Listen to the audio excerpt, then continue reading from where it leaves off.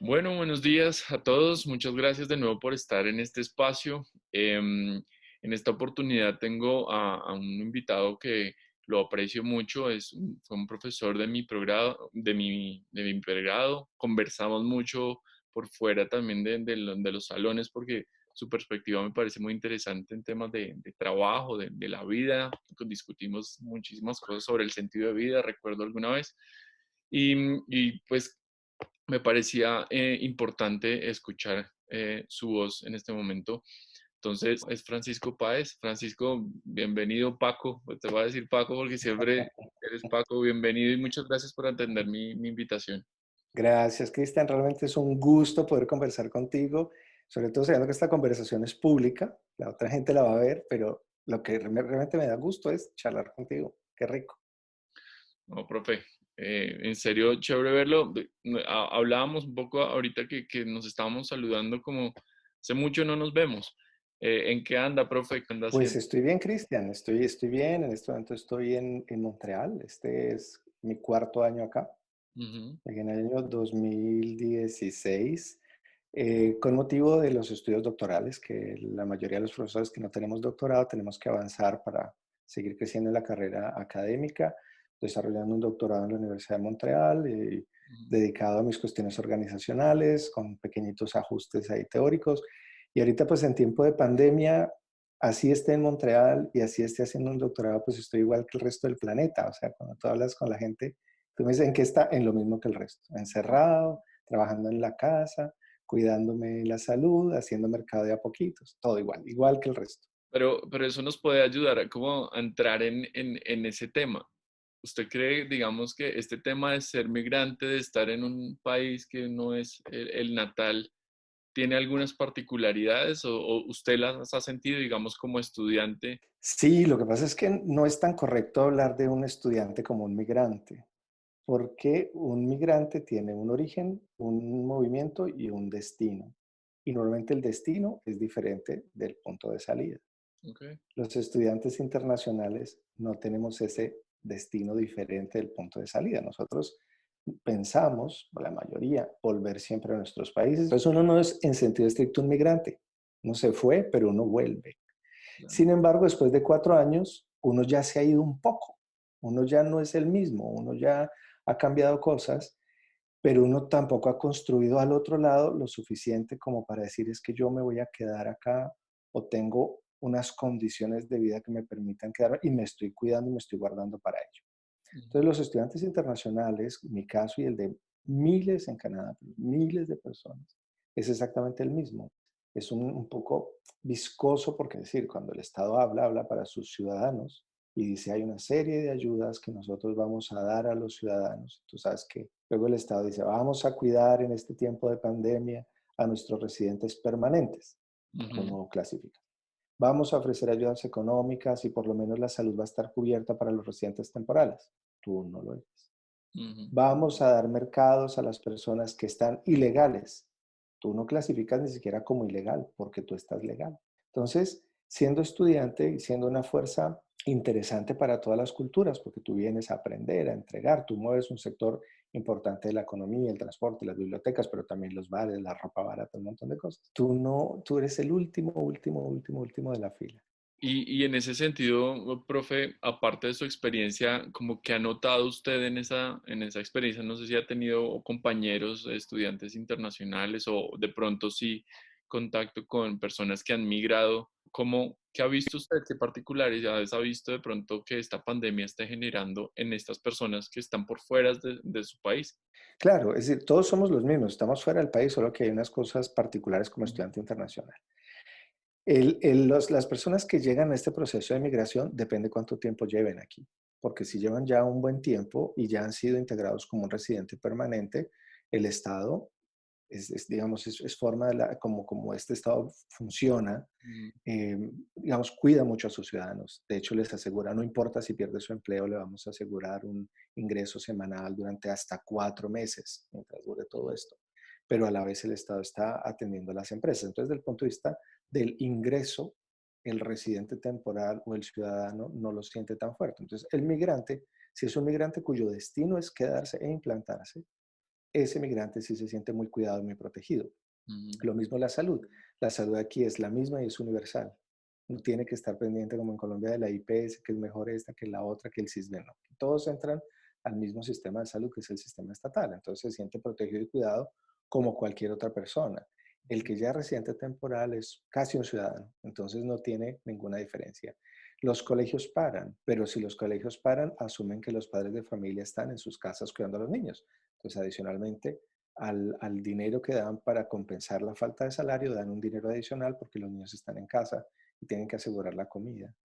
Entonces, claro, el que llega aquí migrante no es a Canadá, porque no es el ujú, mismo migrante como nos está llegando a Colombia de los países que tienen economías más frágiles, y entonces él, aparte que este también el último de la fila, pero está en una situación de precariedad absoluta. Pues el de acá no, el de acá está bastante más cuidado, bastante más tranquilo. Aquí, por ejemplo, no se siente de ninguna manera que pueda haber un saqueo de un centro de abastecimiento. Eso no se piensa porque pues la gente puede tener el dinero para ir a comprar y el Estado asegura que se pueda proveer todo lo que se necesita.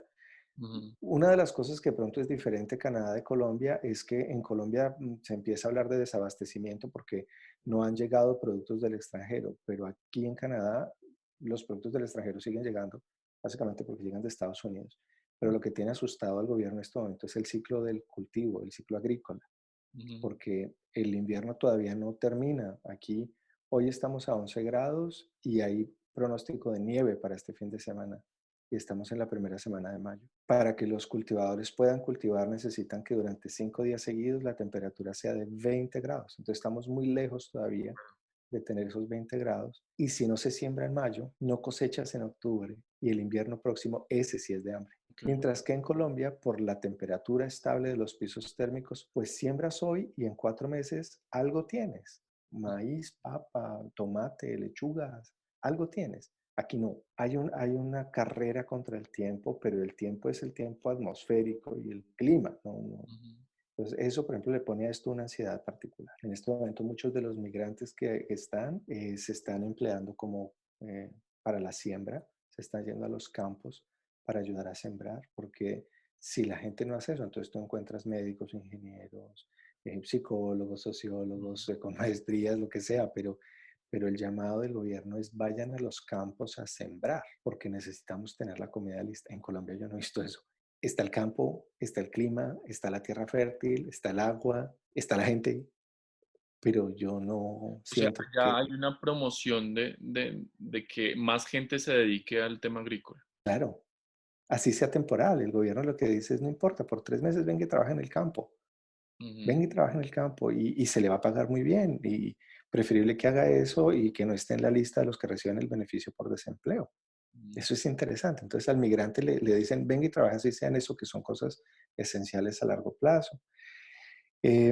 Esos son los migrantes estables, digamos, los que están en su proceso migratorio normal y convencional. Luego están los migrantes ilegales, que la pasan muy mal porque pues ellos no pueden firmar contratos, tienen que aceptar eh, formas ilegales de contratación, entonces les pagan muy poquito para el nivel de gastos de Canadá, o sea, entonces esta gente la pasa más duro. Y bueno, el gobierno en las últimas semanas ha dicho que incluso si alguien, aunque no tenga papeles, como el efecto del virus y tal es tan nocivo, aunque la persona no tenga documentación, si llega a presentar síntomas, que se presente en un hospital para atenderlo, porque le sale más caro un indocumentado contaminando que un documentado en el sistema de salud.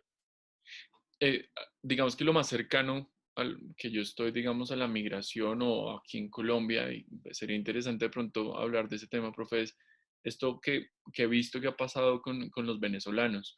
Muchos intentaron volver a Venezuela, después escuché que después de haberse ido intentaron volver porque no vieron la situación tan bien.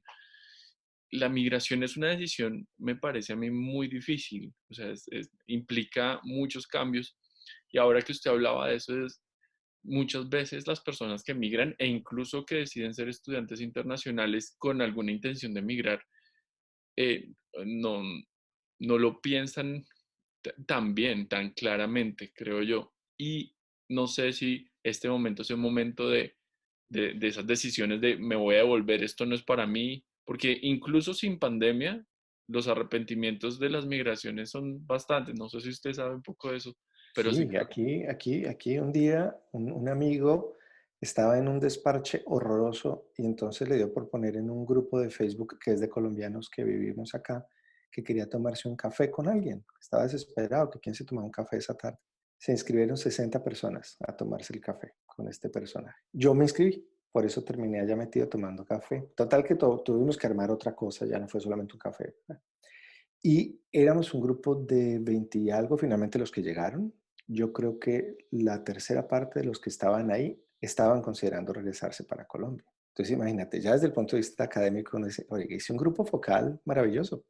No me costó nada, me costó un café y la gente llegó. Me faltaba era todos los aparatos para poder registrar toda la conversación. Pero sí te puedo decir que por lo menos de esos 24, unas 8, si no 10 personas estaban considerando regresarse. Pero había un grupo de dos o Pero tres, en este momento en la pandemia. no, eso fue antes de la pandemia. Imagínate ahora. No, ahora sí ya está confirmado que querrían devolverse. Y había dos parejitas, o sea, 4 personas, que ya se habían ido. O sea, que en un momento estaban desesperados de Canadá y se devolvieron para Colombia. Entonces, eh, el regreso siempre está. El regreso siempre está y el regreso siempre, digamos que está latente porque tú llegas, como digo, al final de la fila y empiezas a construir tu red de contactos y tu red de amigos y tu red de todo. Y normalmente las personas que venimos de otros países que tienen menores niveles de desarrollo que Canadá, tenemos también como una idealización. Y para el migrante a veces no es fácil distinguir entre migración ideal y migración utópica. Entonces, Entiendo. cuando viven el primer invierno, esta gente entra en pánico. Realmente ahí es cuando ellos se dan cuenta que esto es muy difícil, que sube el precio de todo, lo que crean que es abundante. Claro que las cosas son abundantes, pero son carísimas. Em, los arriendos son muy costosos y son muy formalizados. Y adicionalmente sí, es súper agresivo. Entonces, estos países tienen unos niveles de complejidad que cuando la persona que está en esa situación de migrante por gusto, por afecto, por proyecto o por necesidad, entra en el sistema, a veces se siente como totalmente avasallado por el sistema. En tiempo de pandemia, pues es que aunque quieras regresarte no puedes. Y no puedes ni siquiera considerar ir de vacaciones en un vuelo humanitario, porque tendrías que llegar a meterte 15 días en tu casa y ahí ya podrías salir en Colombia. Entonces realmente la gente en este momento, que yo piense que se quieren regresar hoy por hoy, el que es migrante, por más que quiera, no puede. No sé si estoy errado en lo que voy a decir, pero una motivación de migrar es mejorar la calidad de vida porque se espera unas mejores condiciones de trabajo. Y creo Ujú. que en este momento precisamente el trabajo es lo que está complicándose, las dinámicas de cómo está cambiando, que todo se está volviendo teletrabajo. No sé si hay teleinducciones o telecontrataciones, cómo está funcionando eso, cómo está viendo el tema, estas transformaciones que se están dando en el trabajo, profe. Digamos, desde el punto de vista de la superficie, digamos, hay diferentes capas, pero en la superficie lo que estamos viendo aquí en Canadá, digamos que la gente sabe que en Canadá se viene a trabajar y que se gana mejor que en sus países, muchos países. Lo que no saben es cómo se organiza el trabajo acá. El trabajo aquí se organiza y hay una serie de profesiones, muchas profesiones, que son reguladas directamente por el Estado. Entonces, es como el equivalente a nuestros colegios de psicólogos, colegio de ingenieros, colegios de médicos, pero en Colombia esos colegios son una iniciativa privada. En cambio, aquí son una iniciativa del Estado, son iniciativas oficiales. Entonces, cuando una persona dice, yo quiero irme a Canadá porque hay mejores oportunidades de empleo y no sabe que su profesión es una profesión regulada, como es el caso de los psicólogos, lo primero que se entrega aquí cuando llega es que su profesión no se la reconoce. Entonces, eso ya hace que la llegada sea muy compleja para trabajar. Y luego, pues ya lo que tú consigas como trabajo, pues depende también de los intereses del Estado, porque el Estado, pues así como regula a través del Ministerio de Educación quién entra, pues también a través del Ministerio de Trabajo regula qué tipo de empleo es el que nosotros necesitamos. Allá es como más el tema técnico, ¿no? Total, total. Aquí es saber hacer cosas. El que sepa hacer cosas concretas, esa persona se enrola rápidamente en el mundo del trabajo. El que no sepa hacer cosas técnicas, operativas, o sea, transformación concreta de la realidad, o prestación de servicio, tiene muchas dificultades para vincularse laboralmente. Entonces, digamos que eso es una cosa que, para cerrar un poquito el tema de la migración. El tema de las transformaciones que se están viendo a nivel mundial y por supuesto que en Canadá también y en Colombia también con mucha fuerza, es que se ha revivido una discusión que es muy antigua en el mundo del trabajo y como es antigua no quiere decir que esté resuelta, sino es antigua porque no queríamos hablar de ella y porque estaba asociada a unos esquemas teóricos particulares y es que el trabajo es tremendamente conflictivo. Trabajar no es chévere. El que me quiera vender a mí la idea de que trabajar es chévere y debe ser la actividad más placentera de la vida, se inscribe en una corriente teórica. Entonces aparecen ahí todos los que trabajan en el campo de la felicidad, la psicología positiva, Csikszentmihalyi, todos los teóricos. Pero ese personaje que está parado ahí se dedicó tanto a resolver esos problemas de la motivación y de la realización de la vida personal a través del trabajo, que se le olvidó que a la base del trabajo hay una relación conflictiva entre el patrón y los empleados. Lo mismo le pasó al conductista. Es decir, por más que el conductista quiera aplicar sus técnicas de medición, control, modificación de la conducta, y no importa si es de cuarta generación y está con las cogniciones y el lenguaje, a la base de su actividad en el trabajo hay un conflicto, que si no lo reconoce, pues sus técnicas empiezan a perder sentido. Esa desconexión nosotros la habíamos visto en Colombia, ustedes lo sabían. Y lo mismo le pasa al psicoanalista. No basta con que hable de subjetividades, individualidades, campo simbólico, sino reconoce que a la base de la relación entre el patrón y sus empleados hay un conflicto de algo, normalmente conflictos de intereses. Y es que eso es lo que estamos viendo en tiempos de pandemia. Habíamos logrado desarrollar y entender que el mundo del trabajo podía ser muy llevadero y ser muy placentero y teníamos unas técnicas muy desarrolladas o teníamos unos programas de entendimiento del sujeto trabajador más o menos lógicos y se nos había olvidado que a la base de eso el patrón quiere ganar dinero, la base, digamos, del trabajo, ¿no? El que gana la mayor cantidad de dinero es el dueño de los medios de producción, pero no es el que va a trabajar. Entonces la pandemia nos puso otra vez en la situación del conflicto original, de un conflicto original de hace 200 años. Y hay un montón de personas que son dueños del capital y dueños de los medios de producción y quieren seguir ganando. Y hay un montón de trabajadores que deben ir a producir, que no tienen los medios de producción, pero tienen la fuerza para hacer esas transformaciones. Y la pandemia no los deja que se junten. Mm. La pandemia no le permite al trabajador que vaya a la fuente del empleo a usar esos medios. Entonces empieza a perder el capitalista, el dueño del capital, empieza a perder lo que cree que puede perder. Digamos que cuando uno dice es que la economía mundial está en crisis. Hombre, yo tenía un peso ayer y sigo teniendo un peso hoy. Es decir, ¿quién es el que está en crisis? Pues los grandes capitales y que son los que quieren mantener digamos, su prioridad por encima del resto. Entonces, esta pandemia nos volvió a poner en la situación de miren todos los profesionales que trabajan en el campo del trabajo que hay un conflicto y que ese conflicto lo habíamos escondido o maquillado y no es verdad que lo hubiéramos hecho, allá está. Y ese conflicto entonces se trata de resolver de diferentes maneras. Entonces, un país como Canadá pues dice, ok, a los intereses del trabajador le entrego un dinero para que resuelva su necesidad básica de alimentación, pago de arriendos y mueva la economía chiquita. Y al dueño de la empresa le entrego otro dinero para que supla aquello que no ha ganado un poco, pero sobre todo no pierda vigencia en el mercado y se adecue mientras logramos volver a que se junten estas dos fuerzas. Ujú. Pero en un país como Colombia eso no está pasando. Lo que yo he logrado entender de lo que pasa en Colombia es como dos líneas. O sea, algunos que dicen que el Estado debería producir bienes y servicios para satisfacer las necesidades del pueblo y a la vez regular las individualidades, regular a la gente. ¿Sí? El Estado de producir, de tener empresas. Entonces, ¿por qué no hay alcohol? El Estado tiene que producir el alcohol. ¿Por qué no hay respiradores? El Estado tiene que producir los respiradores. ¿Por qué no tenemos ropa quirúrgica? El Estado tendría que producir la ropa quirúrgica.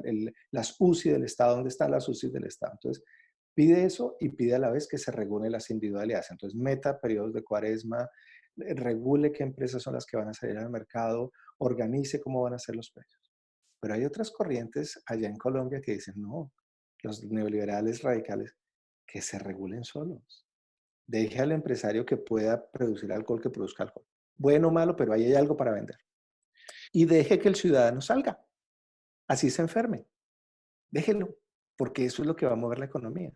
Entonces, yo escucho eso y yo, ok, para que en Colombia funcione, pero primero no resuelven el conflicto social, bueno, en todo el tema infeccioso y demás, pero a la base está eso. Formas de resolver conflictos laborales viejos, viejos, viejos. Yo creo que Marx estaría feliz leyendo esta vaina porque el tipo diría, sí ve, yo les dije, eso estaba Eso le iba a preguntar, profe, como que entre líneas algo estaba diciendo usted como hay que mirar otra vez, por lo menos disminuir la brecha entre entre ese conflicto de intereses, ¿no? O sea, como que hay un... Tú perteneces a la línea de los optimistas que crees que eso se puede resolver. No, no, la Pero verdad están los no. marxistas. Ah, no, ok, porque están los radicales que dicen, eso es un conflicto que no tiene solución. Por eso creen y consideran que el capitalismo está entrando en una crisis, porque lo que nos damos cuenta es que el conflicto no es que ahora se incrementó, sino que siempre ha estado. Y entonces la humanidad está agotada del modelo que nos ha mantenido en ese conflicto. Pero conflicto de intereses, yo insisto, conflicto de intereses a la base de los escenarios laborales. Hay otras líneas que dicen no, sí se puede sopesar, por ejemplo, el rol de los sindicatos. O sea, esto de que le paguen al trabajador si queda cesante, esto de que la salud sea universal, eso son luchas sindicales de Mm. hace muchísimo tiempo. Y el sindicalismo, pues no es una cosa que le guste mucho a la gente escuchar, pero pues así es como se han conquistado esos derechos laborales en el tiempo. Y son los países hoy, cuando yo escucho y leo mucho los comentarios en diferentes medios, cuando dicen, pero Suecia es un país neoliberal, pero Alemania es tremendamente neoliberal. Pero es que el neoliberal, sí, el neoliberalismo, pero el neoliberalismo hoy tiene un soporte que le ha permitido estar donde está porque hubo sindicatos que ayudaron a regular el contrato social.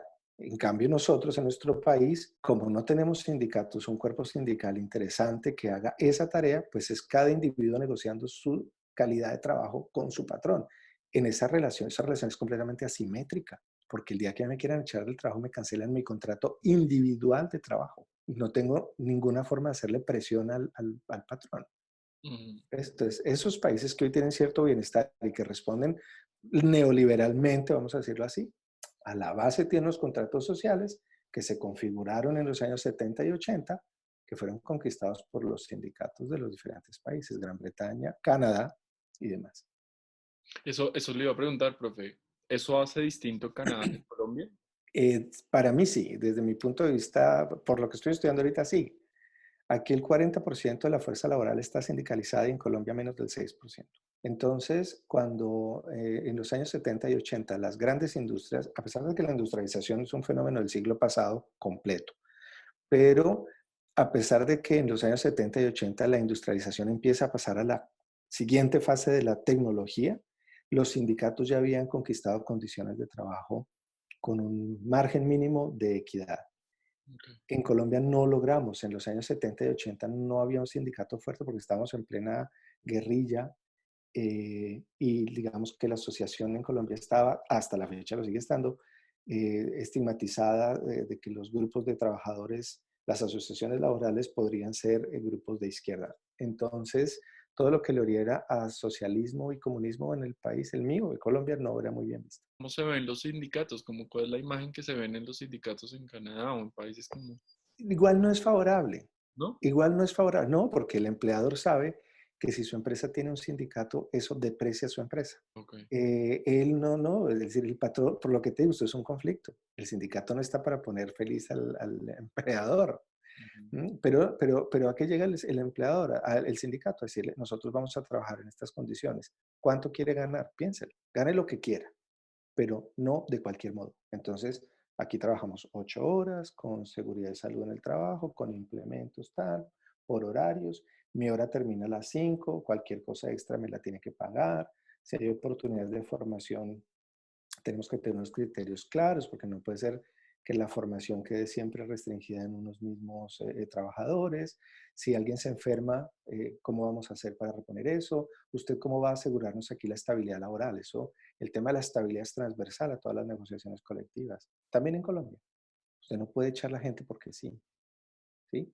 Y también en esa negociación el empleador también toma unas precauciones. Entonces él dice, sí, pero si alguien comete estas situaciones, ahí sí puedo despedirlo. Entonces es una negociación dura y esa negociación tiene una vigencia y cuando se termina hay que renegociar. Entonces vuelven las dos partes y se encuentran y vuelven y se ajustan. Entonces para el empleador no es cómodo, no es chévere, no es agradable, no lo buscan, no lo prometen. Las empresas que no tienen sindicatos, sorpresivamente aquí en Canadá, tú ves una empresa con sindicato y una empresa con sindicato, sin sindicato. Y las empresas sin sindicato, para que no se le arme el sindicato, tienen todavía más beneficios. Entonces, mira, una empresa que no tiene sindicato en Canadá te da 8 días de descanso al año, que no son vacaciones, sino son tus días personales. Te paga la hora extra un poco mejor para que tal. Te da bonos de alimentación, te paga el Aunque se gimnasio. anticipan a lo El, que podrían pedir.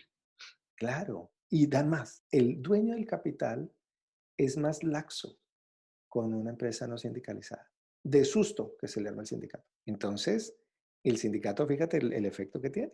Él hace presión desde la empresa que necesita funcionar, por ejemplo, la industria automotriz, que requiere operarios, que no puede tercerizar tan fácil eso, pues ahí el trabajador que sabe que su empleo va a ser muy duro, él hace un poquito más de presión y eso lo hace a través del sindicato. Pero ¿quién se beneficia? Toda la sociedad, toda la sociedad. Claro. Profe, hay un tema ahí como implícito en lo que estamos hablando, que incluso lo tocó en el tema de este pedido de que haya más campesinos o Mm, más gente que trabaje el campo mm, en la predominancia de lo técnico en Canadá, por ejemplo. mm. Y esto pues, lo uno con algo que he venido como observando yo y es esta inflación que estamos teniendo de los títulos universitarios que en últimas no está dando resultados y que nos vuelve a poner hay que saber hacer. Chévere saber pensar, chévere analizar, pero cada vez estamos necesitando más saber hacer y creo que es una queja, quizá en un video posterior tendremos una conversación de estas, pero como que los campos en Colombia, por ejemplo, se están quedando sin personas. Y qué va a pasar cuando nadie sepa hacer, sembrar un tomate, digamos? Claro. Y lo que tú dices fue una discusión muy fuerte en un congreso de psicología, porque un docente, no voy a decir ni siquiera si es hombre o mujer, alguien que ejercía la docencia, dice en una reunión de muchos profesores y de facultades de psicología que las universidades deberían dedicarse a la investigación y a la docencia avanzada y no a lo técnico, que para eso estaban los politécnicos. Evidentemente que no era solamente la postura de esta persona, sino la de toda una corriente de pensamiento eh, en la que claramente yo no estoy y que me parece muy peligrosa, porque claro que sí, hay una serie de competencias, la competencia crítica, la competencia analítica, el pensamiento complejo, que es importante desarrollarlo a nivel de conocimiento universitario. Eso hace la universidad debe llegar hasta esos niveles, pero no puede abandonar los otros.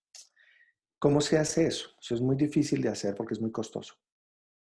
Tener toda la línea de producción de conocimiento, desde lo técnico hasta lo hiperteórico, complejo, problemático, etcétera, es muy, muy difícil y muy costoso para todos, pero sobre todo para los profesores, porque un profesor se caracteriza porque con el tiempo se va especializando en un área y entonces, pues la especialización no es necesariamente compatible con el conocimiento de las técnicas necesariamente. Entonces, en Canadá la solución es muy fácil. Ellos metieron entre el colegio y la universidad un paso obligatorio que es el college, o en Quebec, que es la provincia en la que yo estoy, la comisión escolar. Entonces, los estudiantes deben pasar por ahí antes de ir a la universidad y ese es el lugar de lo técnico. Y son pilísimos. Hay que tenerle susto a estos canadienses cuando pasan por el college o por la formación técnica de la comisión, porque saben la técnica al detalle. Son buenos en lo que los pongan. Entonces, por ejemplo, un psicólogo. Es que yo quiero estudiar psicología. Ve y te haces una formación técnica en asistencia social y vas a manejar toda la red de prestación de servicios del Estado y tienes que saber cómo funciona el sistema de seguridad, de desempleo, de salud, de crianza, de guarderías, porque si vas a ser psicólogo y no sabes cómo funciona la sociedad, no sirves. No puedes saltar a la psicología y empezar a hablar de la forclusión en Lacan antes de saber para qué sirve eso en el día a día, ¿cierto? Si tú quieres ser psicólogo, pero no, es que la parte social no es lo mío, ¿cuál es la tuya? Educativa. Ok, pues te vas a estudiar pedagogía infantil para que sepas en concreto cómo son 8 niños, 6 horas, 7 por 24, cómo se les da la comida, cuáles son los criterios de educación, enseñanza, aprendizaje, qué es estimulación, y vas a interactuar con pedagogas, con sociólogas, con fonoaudiólogas, con una cantidad de carreras que ellos tienen. Okay. Entonces, y lo mismo para lo clínico y para cada área. Entonces, ese paso por lo técnico es cortito, no es un paso eterno, es un paso de 8 a 12 meses, a veces 18 duran los cursos. Pero cuando tú llegas a la universidad, tú llegas ya súper impulsado y mucho más claro. Y si tienes que corregir motivaciones, las corriges en la base, pero ya tienes técnica, no después, cuando ya me mandé los 5 años de psicología y la verdad, yo serviera para el diseño gráfico. Claro. Eso lo hubiera sabido antes. Entonces, eso así lo resuelven acá. Y lo que te digo para la psicología, cuando tú me preguntabas, era preguntas por lo agrícola, aquí un plomero pasa por una formación técnica súper especializada. Súper, tiene que saber de soldadura, materiales, hidráulica en temperatura, hidráulica bajo cero, cómo funciona el agua, cómo funciona no sé qué, la legislación, la responsabilidad de eso, las certificaciones, los sistemas de acreditación, los sistemas de calidad, el plomero. Entonces, eso hace que se cualifique. Entonces, cuando Canadá produce un producto o servicio, ese producto o servicio va respaldado por un conocimiento que le permite tener unos estándares de calidad mayores. Claro. Nosotros puedes tener una carrera, pero si a la hora de hacer la técnica eres muy intuitivo, pues lo que produzcas pues es así igualmente débil y frágil. Genial. ¿No? Bueno, profe, tenemos que ir finalizando. Me quedo con esta reflexión de lo técnico porque creo que es algo que nos hace falta. Creo que, digamos que en Canadá puede ser un ejemplo, pero así como lo plantea usted, creo que nos hace falta a todas las sociedades el saber hacer. Creo que hay hasta memes que he visto como que dicen como, mira, mira quiénes están trabajando ahora, los que realmente se necesitan. No es que no se necesite lo analítico, lo crítico, pero en estas urgencias lo que más se necesita es el saber hacer. Así es, el saber hacer, tienes toda la razón. Por ejemplo, en Colombia, pues, yo creo que a ustedes les dije, esta es la hora de mi vida que yo sigo haciendo cursos en el SENA. Terminé un curso la semana pasada en el SENA de Design Thinking. ¿Por qué? Porque hay que saber qué es lo que se está enseñando en la base. ¿Qué gano yo con saberme la teoría de la creatividad y la teoría del UAR si no tengo ni idea qué es lo que se está enseñando y cómo van a resolver en términos de pensamiento creativo los equipos de base? Entonces, hay un desprecio, un menosprecio por la formación técnica en Colombia en el SENA el SENA está mejor equipado que muchas universidades para la formación y los técnicos, los politécnicos y los técnicos. Esa gente sabe mucho y nosotros en Colombia los miramos a menos porque no son universitarios. A mí me parece que uno tiene que moverse en toda la línea. Ok. Profe, muchísimas gracias por todos estos aportes, en serio muy interesante. No sé si usted quiera agregar algo más. No, que me parece deliciosa la conversación, pero que se nota que no nos vemos hace años y tenemos muchos temas. Entonces, Hay muchos temas, simplemente, quizá haya una entrevista futura sí, y los seguimos tocando, profe. claro que sí, por supuesto, será siempre un gusto. He visto tus otros programas que me han encantado, como te decía, y yo creo que es interesante que queden muchas conversaciones. Habrá mucha gente que se sentirá entusiasmada a decir, ay, yo pienso igual. Me interesa más los que no piensen igual y que puedan generar debates, preguntas, que te contacten y que se hagan sus programas contigo. Vale, profe, muchísimas gracias en serio por su tiempo. Un abrazo por esta cuarentena como que para sobrevivir a este distanciamiento. Y nada, pues espero que cuando regrese o de pronto si se da, quién sabe cómo vayan a ser los viajes, si se da un Ah, viaje por allá, pues nos veamos y claro podamos que sí. tomarnos un café. Siempre serás bienvenido. Un Vale, abrazo, que estés bien. Chao, chao.